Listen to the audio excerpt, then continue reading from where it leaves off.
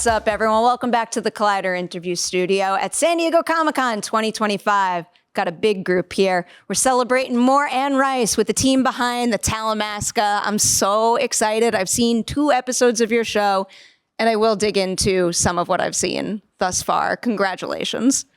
Thank you. Thank you. Before I get into too many specifics, Mark, I'm coming your way just in terms of overseeing the whole Anne Rice universe that you're building here, because I know Interview with the Vampire only started in 2022, but I think that a lot has changed with viewer habits since. So can you maybe tell us a new goal that's come up more recently in order to expand this franchise in a way that, you know, people want to see right now? It's an extraordinary question, only because I don't have an answer for it quite yet. But you're right. Anne Rice allows us to have shows that are connected, but couldn't be more different. And what we tried to do with this show is not be another Anne Rice show, but take something, an idea of hers, and you know it's not based on a particular book, an idea of hers, and turn it into something that will fit into her universe, but nevertheless be quite unique and distinct on its own. And I think I turned to John Hancock, who's this phenomenal writer and director as well, and said, what about Anne Rice and what about the spy world? And off he went.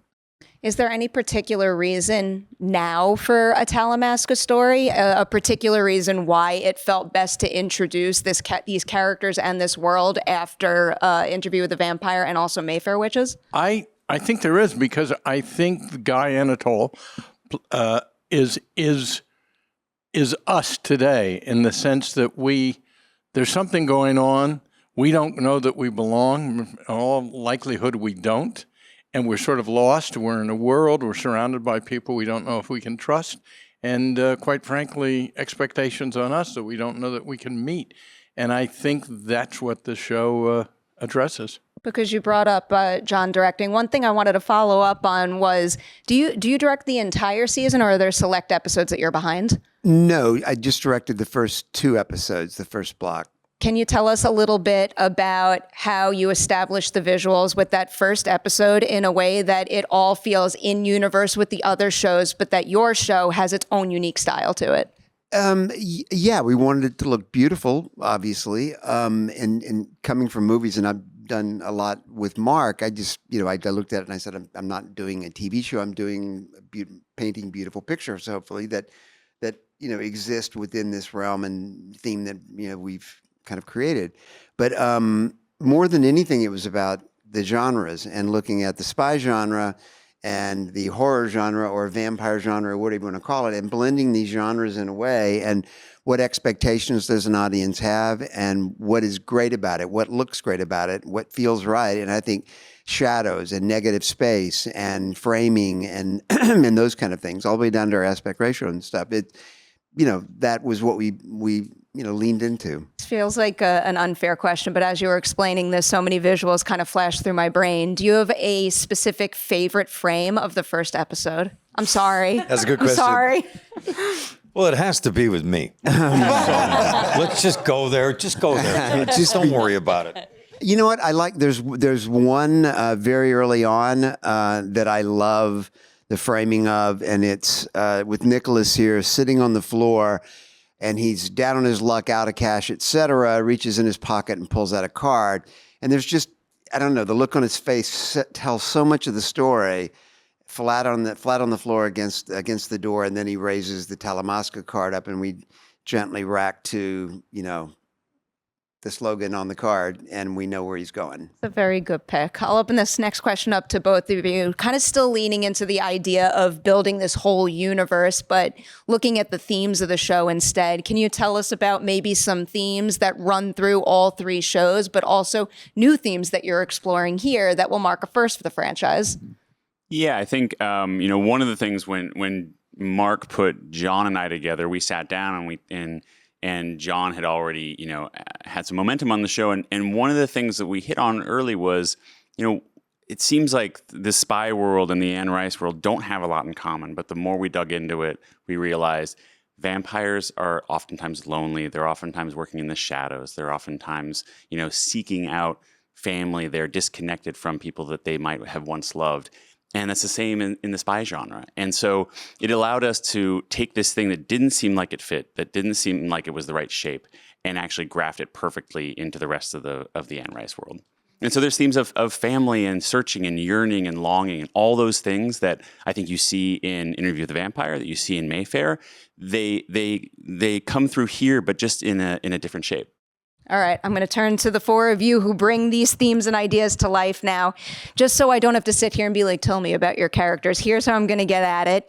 I want you to each tell me your character's greatest strength, the thing about them that will help them get what they want. And then I also want their greatest weakness, the thing that could make their season 1 journey a tough one. Oh, I've got one. Greatest strength is trust. Greatest weakness is trust. So It's so true to life. Aren't our greatest strengths always our greatest weaknesses too? Greatest strength is ability to read the desires and needs of everyone else she encounters. And her greatest weakness is a fear of being part of a team and not leading it. Can't wait to see that. Doris's greatest strength, I would say, is her. She's got this calmness and this stoicism to her, which I think you need to survive in this world where everything goes so fast and everything is pretty dangerous. Her greatest weakness, I would say, although you don't see it, is her fear. It's a good tease right there. Jasper's greatest strength, and one of my favorite things that I talked about with Mark and John Lee when we met, is that Jasper doesn't lie. He's probably the only one that on this show that doesn't lie. I think his greatest weakness is having an expectation of someone that might not be what he hoped. I feel like I'm trying to connect the dots right now. I'll get there eventually. I am going to turn towards some specifics now. Nicholas, you have some incredible scenes with Elizabeth McGovern in the first episode. So can you tell me a little bit about what it's like going toe-to-toe with her, and maybe even what she helped you find in your own character by sharing him with her? Right. Yeah. Working with Elizabeth, just firstly, is amazing, because I've been a fan of hers for a really long time. Ordinary People, all of her work I've just loved. Ragtime, so good. And I think I was quite nervous in a way, because I was like, oh, this will be a very, maybe more so because I didn't want to become a big fan, I wanted to do the work for, and do it as well as I could do. I think what Elizabeth brings to Helen is this real sense of empathy. And I think that's it comes across in her performance, because it's so multi-layered that you don't know if you can necessarily trust that feeling that she's giving to you, because Guy is such a skeptic and he really is yearning for connection, especially after everything's been pulled from under him. So what she brings to it is this real warmth, but it's hard to go, well, I really feel this, but I don't know if I can connect with it. I don't know if I can really be there because I don't trust you because of what you did. And yeah, she brings that real warmth to that character. Which In the is amazing. beginning, I could see that I'm not supposed to trust her, but that warmth is magnetic. It's hard not to want to be with her and like trust her and trust her leading you. Because when you have nothing, you're so desperate to attach to something. I mean, I know that just as Nicholas, but you're just like, give me some kind of like structure, some stability. Watching you in that role too, I see that and I'm like, I just want her to be exactly what he needs so he has someone. Yeah. All right, going down the line here. I'm jumping to you, William, about Jasper. And here's where I get into some maybe theory territory, because this is some of the stuff that I've read online about where things could go. So the first thing with you is I'm really curious to hear about finding, I guess, the right posture for Jasper as someone who is super confident and seems to be like the puppeteer of a situation. So what was it like figuring out maybe his tone of voice, how he carries himself, and how he treats the people around him? Well, we shot a scene early on where an actor named Johnny Aris, who plays Owen, who's a wonderful gentleman from London, knocks on my door, which used to be his quarters, but I took him over. And I'm barefoot with a pair of jeans that I brought my favorite old pair of boot jeans with me to London. And our incredible costume designer, Molly, was like, wear those. And a T-shirt. So That kind of tells you where the posture is going right away. It's a relaxed, confident. He's really clear about what he's doing and why he's doing it. So there's this. I never felt like Jasper's really out there like searching for like the meaning of life. Well, I would believe that. Here, I don't know if you'll be able to answer this question, but one thing I was curious about. So we know he quietly assumed control over the London mother house. To get a sense of how he influences it, do you know what it was like before he got there and how he kind of reshaped it, I guess, in his own image? I think he threw everybody off the floor that he wants to be on. So it's pretty much, he's going to do it. He's just going to do it his way. I am not surprised to hear that.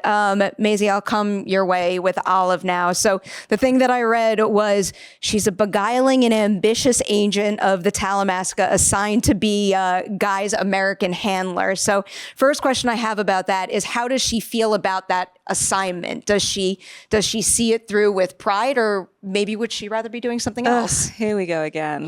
It's how she feels. He's this kid and he comes in and he's so lost in the beginning. He doesn't know what he's doing. He doesn't know his own brilliance yet. And I think my job is to kind of keep him on the straight and narrow, to teach him the ways, but it's frustrating. I think she feels a little bit like, why can't I have an equal? Why can't there be an equal? Finally, someone that I can stand side to side. And eventually she realizes that maybe he is, but can they work together or will they butt heads? And that's kind of the journey of the season. The other word that I kind of latched onto in that sentence is ambitious, because whenever a character is described as ambitious, I always get curious about where they draw the line. Is there any line she won't cross in order to fulfill her duty and get what she wants? She's watching. She's watching and observing everyone. And I think if it seems like they're straying too far from the path that she believes is the right path, she will step in. But she will do so in a way that's, it's so tricky. I know. I'm putting you on the spot with these. Yeah, she's power hungry, but she just wants to find the right allies who can help her reach her goal. Okay. That's good tease. Well That's good said. tease. All right, moving on to Doris now. Here's what I read about her. Doris lives with a coven of witches on a houseboat. I read that sentence, and the first thing that I was wondering, does that mean she's a witch herself? It means she lives with a coven of She witches. lives with a coven. I kind of assumed that would be the answer to that question. She's got many dimensions. I'll take that. Yeah. These teases, I want more. Well, then I can't ask that question yet, actually. What does she get from this coven of witches that she's living with that maybe she can't get anywhere else in the world? That I can answer. Okay. She gets a real sense of family from them. When we first meet the witches, it's kind of magical, the community that they've built. There's a moment where another character is asking her, it's a bit weird, like you guys all live on this houseboat. And my character, maybe I shouldn't reveal the lines of the show, but she kind of says, well, do you live alone? And are you happy? And if you're not, then maybe what's wrong is what's normal. And I found that, it was brilliant writing, but it's very moving and it's very true. And that's definitely what drew her to that, because, in this supernatural world, all of these characters that have these different powers and have to watch their own back, it's a scary place to be, and to be able to find safety that you trust is priceless. And for her, she doesn't trust anyone else, pretty much, but to have that safe nucleus that's exactly where she wants to be. I am actually going to bring back the question I almost asked before, but reword it to hopefully keep it out of any spoiler territory. It's something we were talking about with Interview with Vampire earlier today. What is she thinks it means to be a good witch? Whether it's her or the people around her. I think it would be care and kindness. I think it really is. You really get the sense in this boat that there is this, I don't know, most of the actresses playing the witches, who include Nick's fiance, who is sat at the back over here, starring role. She should be on this couch. But there was a tactileness between us, and there was a real sense of sorority and care for one another. And so I think that's the quality that makes a good witch. Anytime I hear about a coven being in a show or a film, I immediately gravitate towards that project. I will ask a big group question that admittedly is a dangerous question, but please keep it in tease territory. Of all of the episodes of season 1 of your show, which single episode are you most looking forward to fans getting to see, and can you tease why? I am going to say I've actually only seen 4, but I love all of them. I've loved reading them and playing in them. It's so good. But episode 4 is this epic crescendo of everything that has happened, and it all leads up to this kind of mega moment that you will see at the last third, especially of that episode. And can I say about that too? There is for keen Anne Rice fans, there is a character maybe from the universe that makes an appearance in episode 4 that I think should be pretty exciting for people. Why I asked this question. I'm already hyped, and then you're just raising the bar in that respect. Anyone else dare to answer the question? There's a moment in episode 5 which involves you. Mm-hmm. And I very much enjoyed that moment. And that's all I'll say. I'll take it. I'll take it. You enjoyed that moment? I enjoyed that moment. I'm sorry. Was that the crayon? Yeah, that was the Yeah, this is moment. the crayon moment. Okay, all right. I love That's not the moment. episode 2, I would say. I think episode 2, because you're kind of catapulted into London and you're finding your feet along with Guy. And it's, you meet all these different characters. You meet Olive for the first time in a very seductive sort of club scene, and everything is it's like a whirlwind of an episode for me. And I just love the moments of stillness and silence that you also find within that episode. So it's a beautiful balance of both. And there's moments I feel for you. I feel for Guy so deeply in those moments of stillness, and then suddenly you're in a massive club scene and this and that, and then Kevis comes in, who's fantastic. And so I just love that it really kicks us off into the show, episode 2. I just want to say that you're right, but episode 1 is this.